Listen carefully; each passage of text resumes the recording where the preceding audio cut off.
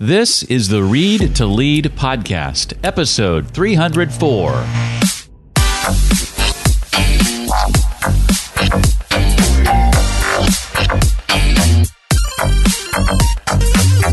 We usually don't take enough time to pause and say, given who I am, given what my experiences are, given what roles I want to play in this lifetime, here's how I think I can uniquely contribute to a given effort. And if we just have that level-setting expectation, I think it enables most of us around a team to grow faster and more effectively. Welcome to the Read to Lead podcast. My name is Jeff, and this is the podcast dedicated to your personal and professional growth. I started the podcast because I believe that if you want to achieve true success in your business and in your life, then intentional and consistent reading is a must. Through the podcast, I hope to help narrow this reading list and bring you key insights and valuable ideas from some of today's most successful and inspiring authors. And today's guest first began inspiring me over a dozen years ago. We're going to be joined today by Tom Rath. You might know him from his StrengthsFinder work. His two new projects are Life's Great Question, Discover How You Contribute to the World, and It's Not About You, A Brief Guide to a Meaningful Life. We'll focus most of our attention on the first of those two works, Life's Great Question, and I plan to ask Tom to share about how to redesign the job you have into the job you want, what to put in place of follow your passion, why answering how you can best contribute versus what are your passions is really life's great question, and plenty more. In the book, Tom challenges us to rethink our life's work, and he argues that investing in your strengths, the foundation of his earlier work, is a great start, but it's not the whole story. The ultimate goal of development should be more about service and less about self. It's about answering the question, what can I give? To that end, Life's Great Question and the accompanying Contribify website, which we'll talk more about in a moment, guide you in identifying what you can contribute to your family, your team, your organization, and your community. Tom Rath is an author and researcher who has spent the past 2 decades studying how work can improve human health and well-being. No, really. His 10 books have sold more than 10 million copies and made hundreds of appearances on global bestseller lists. Tom's first book, How Full Is Your Bucket, was an instant #1 New York Times bestseller and led to a series of books and activities for kids that are used in classrooms around the world. His book, StrengthsFinder 2.0, is Amazon's top-selling nonfiction book of all time. His other bestsellers include Strengths-Based Leadership, Wellbeing, Eat, Move, Sleep, and Are You Fully Charged? Tom's latest works are Life's Great Question, Discover How You Contribute to the World, and It's Not About You, A Brief Guide to a Meaningful Life. In short, he is here to help us understand what it takes to ensure that our time on this earth is well spent. My introduction to your work, Tom, was about a dozen years ago, StrengthsFinder 2.0, thanks to my then coworker, Teresa White. And I did not envision this moment. I did not realize that someday I would be sitting here with you having this conversation. So for me, this is a real treat. Welcome officially to the Read to Lead podcast. Thanks so much for your time and for asking me to join. Well, as I read the new book, Life's Great Question, I was not aware of some of the health challenges that you faced when you were a teenager. How did what you went through then, Tom, impact how you've chosen to approach your life? Yeah, I appreciate your asking the question. When I was 16 years old, I was having trouble seeing in one eye. It turned out to be several large tumors and was soon thereafter diagnosed with essentially a condition that shuts off one of the body's most powerful tumor-suppressing genes. And so not only did I lose an eye to that when I was 16, but I've been battling cancer in my kidneys and pancreas and spine in the years since then and am today. And so that's from a very early age that really shaped a lot of my focus, in particular in 2 areas. One about, just trying to learn as much as I could about all the things from a health and well-being standpoint I could do to keep myself alive a little bit longer and live in good health and help others to do likewise. And then in recent years, it's really focused a lot of my energy on how can I make sure that I'm contributing to the growth of people and efforts and thinking that can continue to grow in my absence. And so that's shaped a lot of the work that went into this specific book, Life's Great Question. Well, one of the most quoted ideas from one of my favorite books of Tom's, his work on strengths, relates to trying to be more of who you already are. Tom, though, says that he worries that can feed into a self-focused mindset if taken out of context. Talk about why it's important, Tom, to direct those strengths outward.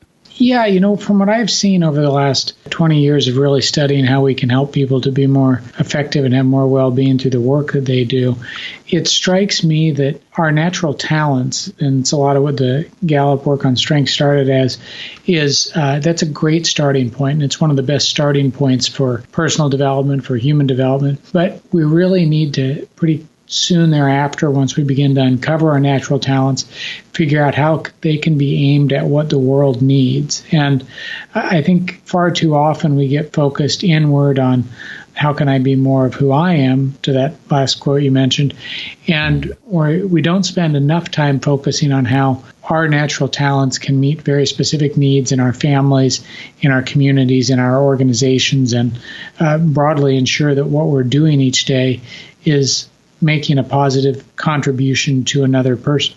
How does your recent work on It's Not About You tie into this? Yeah, that was a kind of a personal story and project that we worked on to help people begin to see the importance of focusing outward, even on a daily basis. One of the quotes and ideas that focused my energy on this topic and has inspired me on a daily basis is what Dr. King said when he stated that life's most persistent and urgent question is, what are you doing for others? And, that you see that quote go by every year or so on MLK Day, but I've tried to ask myself that exact question almost every single day for the last couple of years and see if I can use that to anchor and orient my daily tasks and efforts towards a little bit more of a proportional time dedicated to things that will continue to grow tomorrow, a week from now, a month from now. And what I've learned is that when you're able to spend even 30 minutes or an hour today focusing on things that can continue to pay dividends well into the future, it takes away a lot of the stress and worry that we have when our days are overly focused on pressing, responsive tasks in the middle of a day, or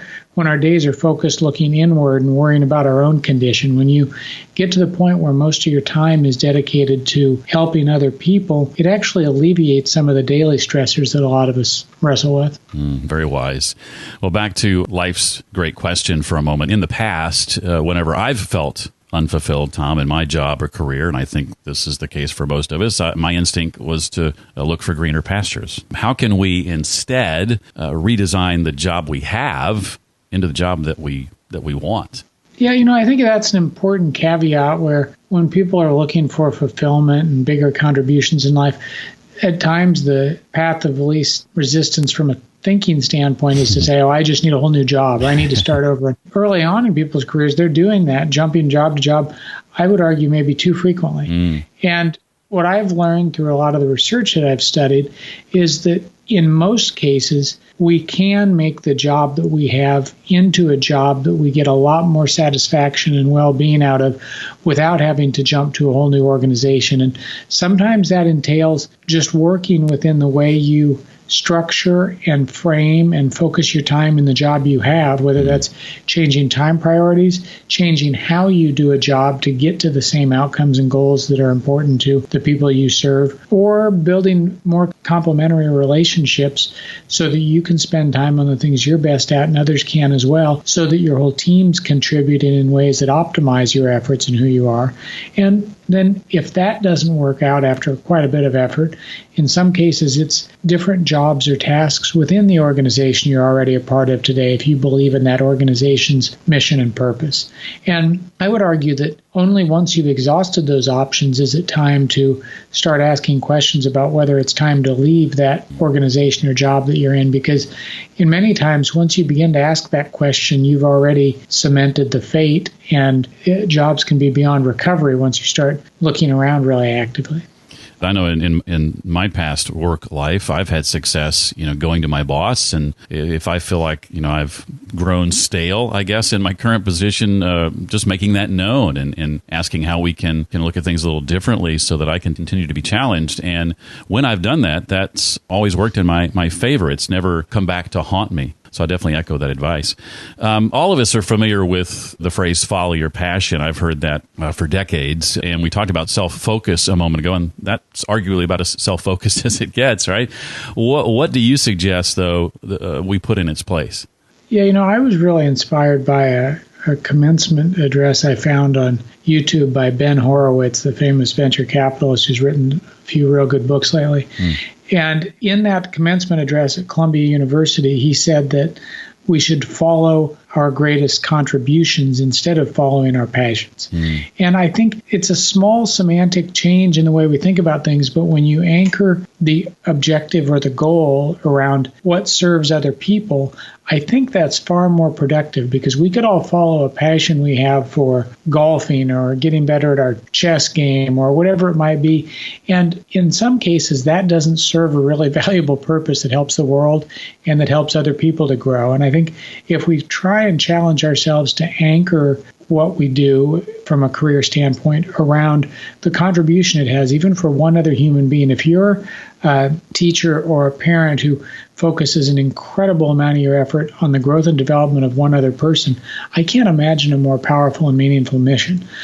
But it needs to be focused outward, I would argue, in order to be as meaningful and generative as possible. Related to that, and I think many listeners to this podcast consider ourselves personal development or self-improvement junkies, Tom. But you say that we've gotten self-improvement wrong. Can you expound on that? Yeah, I don't know that we have gotten self-improvement completely wrong, but we have spent a lot of good time on it. I mean, I've been a huge product of that, and I've not only invested in my own development, but I've written a lot of books about self-development and finding your strengths and increasing well-being and all these things. And I think that's all good and healthy.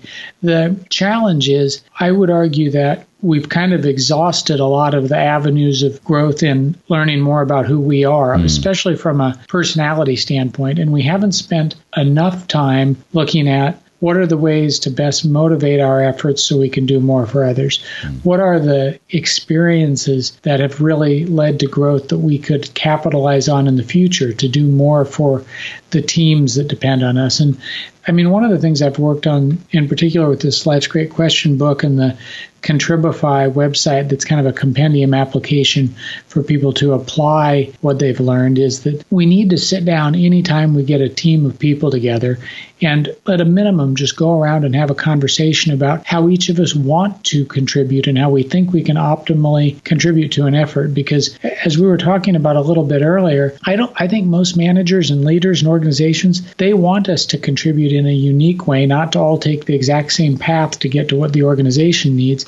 But we usually don't take enough time to pause and say, given who I am, given what my experiences are, given what roles I want to play in this lifetime, here's how I think I can uniquely contribute to a given effort. And if we just have that level-setting expectation, I think it enables most of us around a team to grow faster and more effectively. Great advice for leaders, for sure. You mentioned the Contribify website. Share, if you would, Tom, a bit about some of the 12 contributions that you write about. And I'm curious to know, are there working styles that don't mesh particularly well? Well, what I was trying to figure out as I worked on this book, first of all, how can you give people who read the book something to go apply right away that they can do for their own growth and contribution, and something that they can do with teams to be more effective? And so what I did was I went back and asked the broad question of, well, what does the world need? Because we spend a lot of time looking at the person and not really at what the demand side of the equation is. And so, the closest thing I could find was the U.S. Bureau of Labor Statistics has a database of all the jobs that people actually get paid to do in the world. So I looked through thousands of unique jobs and codes and categories and industries and said, is there any way to boil this down to what people do that makes a difference in society today? And got down to about 50 or 100 jobs that we have on the Contribify website if people are interested in checking out. And then from that, narrowed down to, okay, at a high level, what are the 3 things teams need to do in order to do something that contributes to society? And at a real functional level, you need to have a product or create something, a product or a service.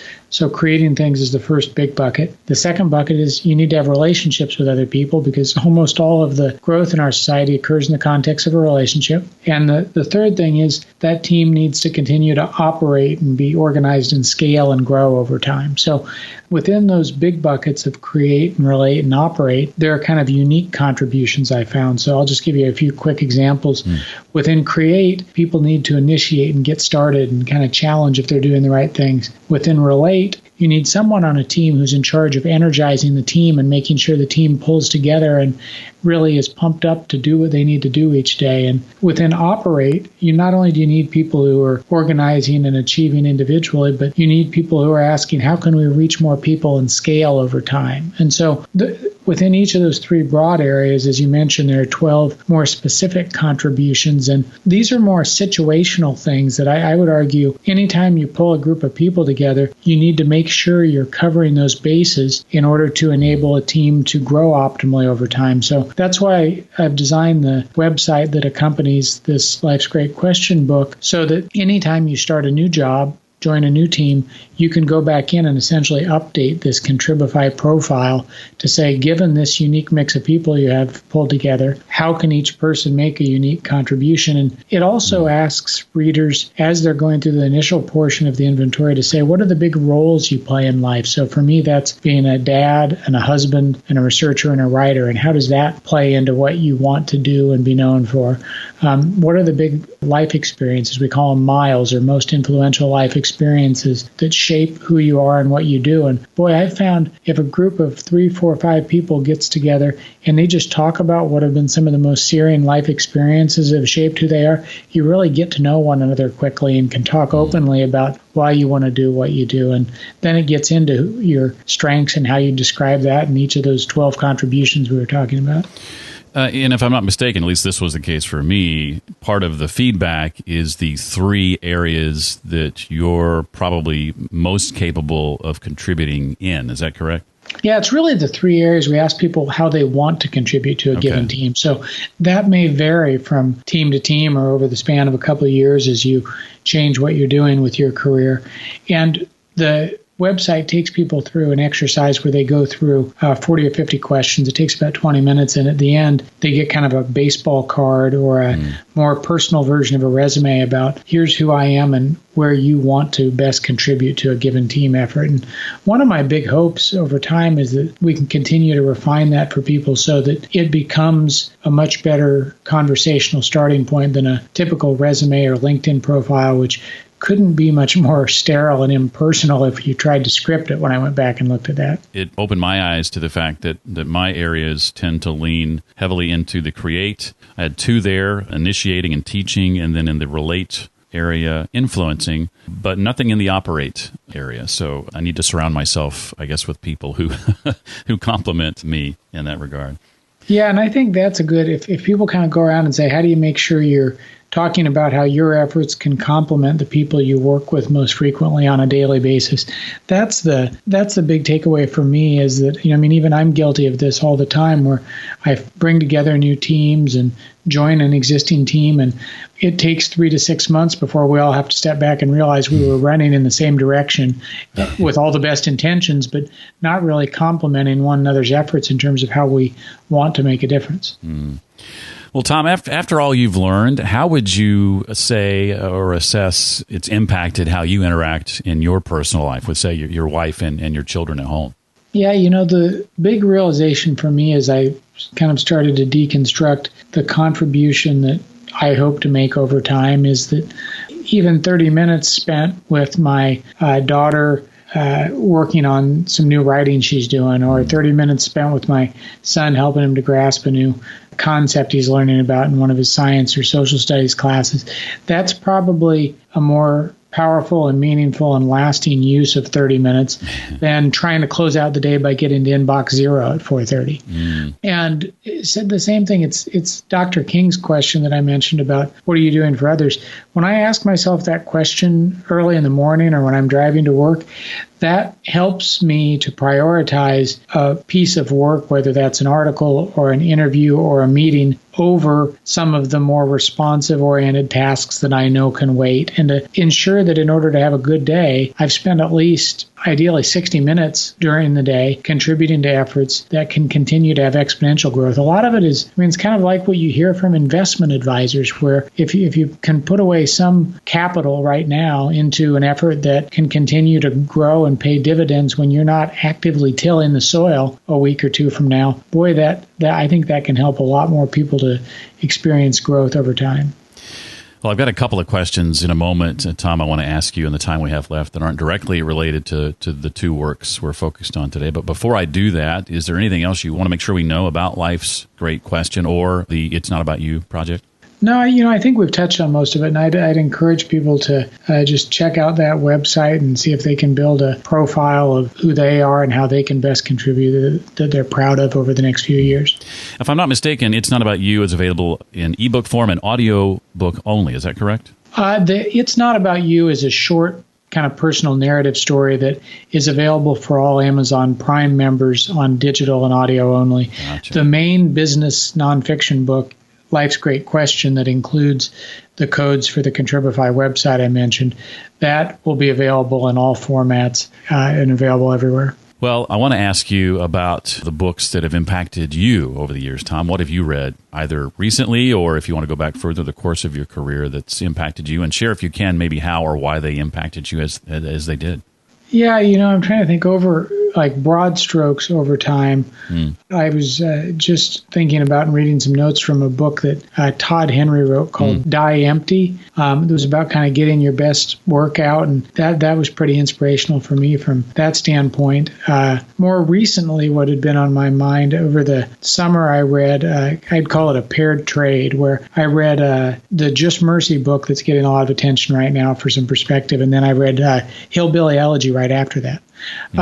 And just that helped me to see a very divergent and different set of human circumstances and learning about how people grow up and how and why they do what they do, and really got me into a lot more nonfiction biographies over the last few years and trying to understand what's driven people and led them to be who they are over time. So I think those were a couple of fascinating and influential books that are more recent.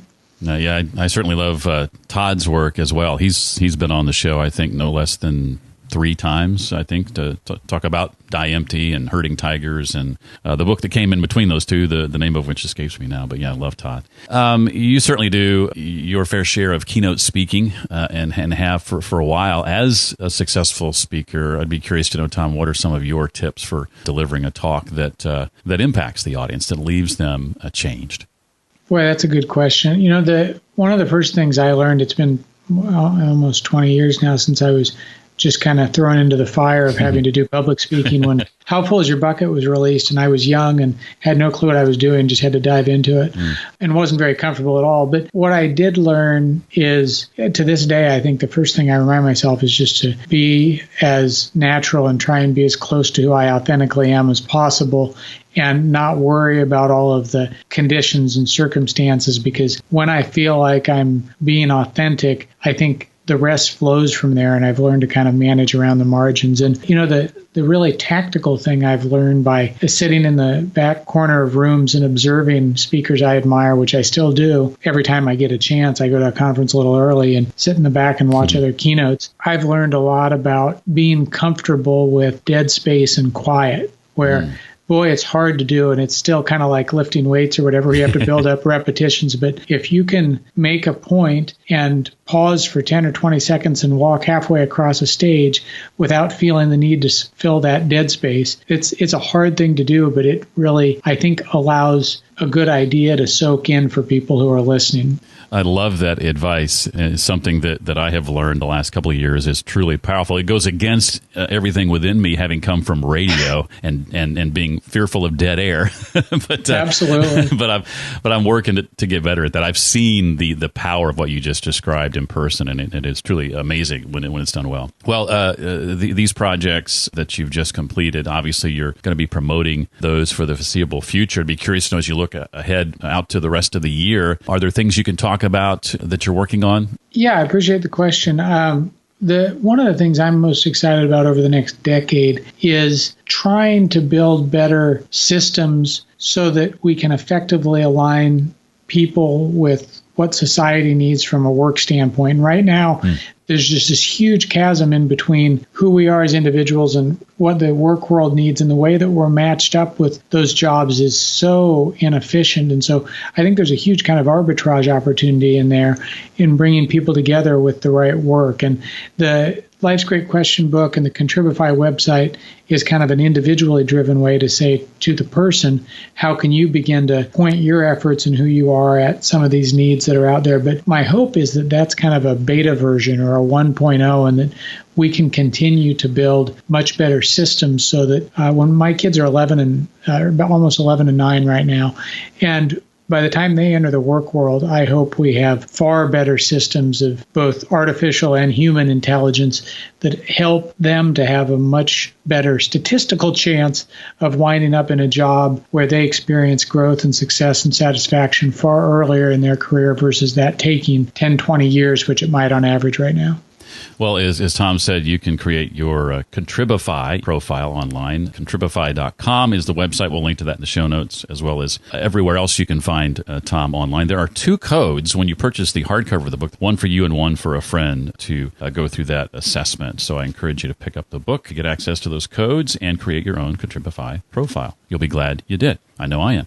The book, again, is called Life's Great Question. Discover how you contribute to the world. And also, It's Not About You, a brief guide to a meaningful life. Tom, it was a treat. Thank you so much for being a part of Read to Lead. Thanks so much. It was a wonderful conversation. The place to find all those resources, including the Contribify website, links to Tom's works, and the books he recommended, readtoleadpodcast.com/304 for episode 304. Again, that's readtoleadpodcast.com/ and then the numbers 304. Other books and authors being featured soon here on the podcast include a book called Cracking Complexity, the Breakthrough Formula for Solving Just About Anything Fast by David Benjamin and David Kamlos. Also, Eat, Sleep, Work, Repeat, 30 Hacks for Bringing Joy to Your Job by Bruce Daisley. And we'll welcome back to the show a recent guest, Celeste Headley, and dive into her new book, Do Nothing, How to Break Away from Overworking, Overdoing,